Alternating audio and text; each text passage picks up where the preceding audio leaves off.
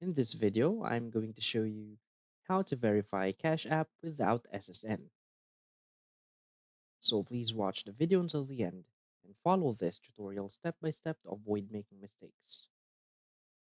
So let's get started. So verify Cash App without an SSN limits your functionality, but you can still use it with these steps. So first download and install. So get Cash App from the App Store or Google Play Store. Now open your Cash App and enter your mobile number or email and verify it with the code send. Now tap the bank or profile icon. So select add a bank or add card to link a debit card or bank account. Now add funds. So tap the My Cash tab, tap add cash, enter the amount and confirm. Now send and receive money. So to send, just tap on the dollar icon, enter the amount, tap pay and enter the recipient's info. So to receive, share your cash tag, email, or phone number.